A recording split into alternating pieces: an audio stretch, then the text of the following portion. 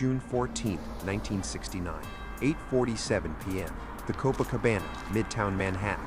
Frank Lucas, a black man from North Carolina, who shouldn't even be breathing an Italian air, walks through the front door of Carlo Gambino's nephew's wedding reception. No invitation, no permission, no backup. The history books talk about Frank's blue magic heroin. They talk about the $50 million empire. They talk about the 98% purity that killed junkies from Harlem to Hong Kong. But what the world didn't know was that Frank Lucas had a plan nobody saw coming. A plan that would make the most powerful mob boss in America smile at the one man who should have been his enemy. To understand what Frank did that night, you need to understand the world he walked into. 1969, New York City. The Italian Mafia controlled every drug pipeline from Marseille to Manhattan. The French Connection was printing money. The five families owned the docks, the unions, the politicians, the cops. If you weren't Italian, you didn't eat. If you were black, you didn't even get crumbs. You starved. Frank Lucas was Bumpy Johnson's driver. That's all anyone saw. A quiet kid from Greensboro who carried bags and kept his mouth shut.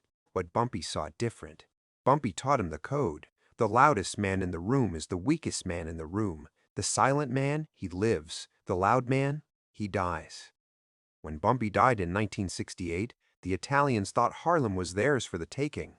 They thought wrong.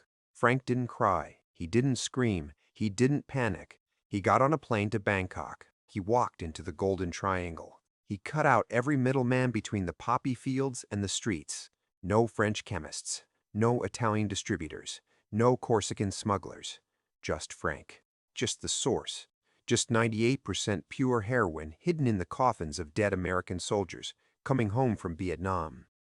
By mid-1969, Frank Lucas was moving $1 million worth of heroin every single day. The Italians didn't know how. The feds didn't know why. All they knew was Harlem was flooded with blue magic, and the price was half what the mob charged. Frank wasn't just competing, he was winning. But there was a problem. Carlo Gambino didn't like competition. Carlo Gambino didn't like disrespect. And a black man selling heroin without paying tribute? That was both. Frank knew the clock was ticking. The Italians were asking questions. They were sending messages. They were sharpening knives. So Frank made a move nobody expected. He walked into Carlo Gambino's world, uninvited. If you're already hooked on how Frank Lucas outsmarted the most dangerous men in New York, hit that subscribe button right now. What happens next changed history forever. The Copacabana. June 14, 1969. A Saturday night. Inside, 300 guests. Gambino family soldiers. Capos. Underbosses. Men who'd killed for less than a dirty look. And sitting at the head table, calm as Sunday morning, was Carlo Gambino himself, the boss of bosses. The man who ordered hits with a whisper. Frank Lucas walked in wearing a black suit. No weapon, no crew. Just a leather briefcase in his right hand. The room went silent. Forks stopped moving. Conversations died. Every eye in the place locked on Frank. Not because he was black, because he was brave. Or stupid. In that world, there wasn't much difference. Frank had a choice. The easy money said, pay tribute, kiss the ring, give the Italians a cut, stay alive. The hard road said, stand alone, risk war, bet everything on respect. Bumpy's voice echoed in his head. You bow to one man, you bow to every man. You pay one tax, you pay every tax. The moment you bend, you break. Frank didn't bend. He walked straight to Carlo Gambino's table. No hesitation, no fear. The soldiers moved toward him. Hands went to waistbands, but Carlo raised one finger. One finger. The room froze. Frank stopped 3 feet from the table. He looked Carlo in the eye. He placed the briefcase on the white tablecloth. He didn't say a word. He just opened it. Inside, $500,000 in cash. Crisp $100 bills, stacked neat and clean. But it wasn't tribute. It wasn't a tax. It was something else, something smarter. Frank wasn't paying for permission. He was buying a conversation. He'd studied Carlo for months. He knew the Gambino family was at war with the Colombos. He knew the feds were circling. He knew Carlo's heroin suppliers in Marseille were getting greedy, cutting purity, raising prices. Frank knew Carlo had a problem, and Frank had the solution. "This," Frank said, his voice low and steady, "is what I make in 2 days. Not 2 weeks, not 2 months. 2 days." The room stayed silent. "I'm not stepping on your toes, Don Carlo. I'm stepping on the French. I'm stepping on the Corsicans. I'm stepping on every middleman who's been bleeding your family dry for 20 years. Carlo didn't blink. He didn't move. He just listened. Frank kept talking. "I go direct, source to street. No interference. My product is 98% pure. Yours is 30% if you're lucky. My cost is half. My profit is double. And I don't sell to whites. I don't touch your customers. I stay in Harlem. You stay everywhere else." It was chess, not checkers. Frank wasn't asking for territory. He was offering a truce. More than that, he was offering a lesson. The old Italian supply chain was dying. Frank's model was the future, and he was giving Carlo a front-row seat. "This money," Frank said, tapping the briefcase, "isn't tribute. It's respect. I'm not here to fight you. I'm here to show you I'm not stupid enough to try." Carlo Gambino stared at Frank for 10 seconds. 10 long, silent seconds. Then he smiled. Not a big smile. Just a small one.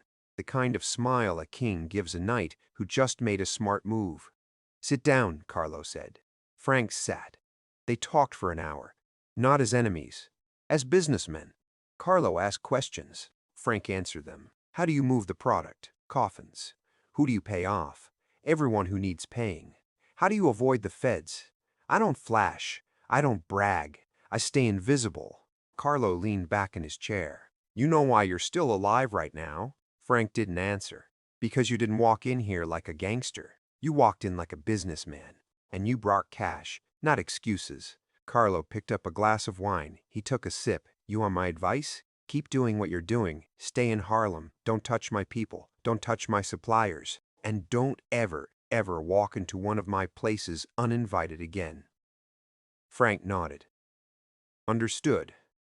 But," Carlo said, "if the feds come asking about you, I didn't see you. I don't know you. You're a ghost."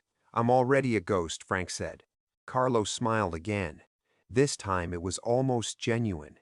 "Get out of here before somebody gets nervous and shoots you." Frank stood. He left the briefcase on the table.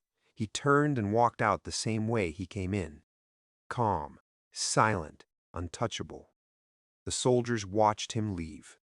None of them moved, because Carlo Gambino had given his blessing. And when Carlo blessed you, even the devil had to wait his turn. For the next 6 years, Frank Lucas ran Harlem like a corporation. He made $1 million a week. He lived like royalty. He wore mink coats and drove Cadillacs and owned apartment buildings in New Jersey, but he stayed quiet. He stayed smart. He remembered Bumpy's rule. Then he broke it. January 28, 1975, the Muhammad Ali vs. Joe Frazier fight at Madison Square Garden. Frank wore a $100,000 chinchilla coat and sat ringside. Every camera in the place caught him. Every cop in the city saw him, and Detective Richie Roberts started asking questions. 1 year later, Frank was arrested. He got 70 years. He flipped. He snitched on dirty cops, dirty lawyers, dirty politicians. He walked out in 1981. He lived to be 88 years old. But that night at the Copacabana, that was the night Frank Lucas became untouchable. The night a black man from North Carolina made the most powerful mobster in America smile. Not with a gun, not with muscle, with respect, with intelligence, with $500,000 and the guts to deliver it in person. He didn't just break the rules, he created new ones. And for 7 years, he lived like a god.